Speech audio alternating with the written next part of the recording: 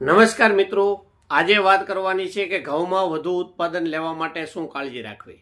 તો આમ ઘઉં જોઈએ તો કે ઘણા બધા વિસ્તારમાં ઘઉંનું વાવેતર થાય છે અને જે વિસ્તાર એવો છે કે ઘઉં સિવાય વિકલ્પ ન હોય એ વિસ્તારમાં ખેડૂતોનો આગ્રહ હોય કે કંઈક ખાતર કે ફૂગનાશકનો છંટકાવ કરી અને ઉત્પાદન વધુ લઈએ। તો ક્રિટિકલ સ્ટેજની વાત કરીએ તો કે જ્યારે હવા મહિનાના ઘઉં હોય ત્યારે જ્યારે પિયત આપવાનું હોય, થૂંબડે પડતા હોય ત્યારે યુરિયા અને ઝીંક નાખી અને પિયત આપી શકાય છે। જ્યારે ગાભે ઘઉં આવે કે જ્યારે ડૂડી હજી અંદર હોય ત્યારે 05234 અને બોરોનનો છંટકાવ કરી શકાય છે। ત્યાર પછી ડુંડી બહાર નીકળે અને થૂલી હોય ત્યારે પણ 05234નો બીજો એક છંટકાવ કરી શકાય છે। અને જ્યારે પોક થાય એવા ઘઉં થાય, એટલે કે દૂધિયા દાણો થાય, દાણાને દબાવતા ક્ષીર જેવું નીકળે એ અવસ્થાએ ઘઉં હોય ત્યારે 0050 અથવા 13045 પોટેશિયમ નાઇટ્રેટનો છંટકાવ કરી શકાય।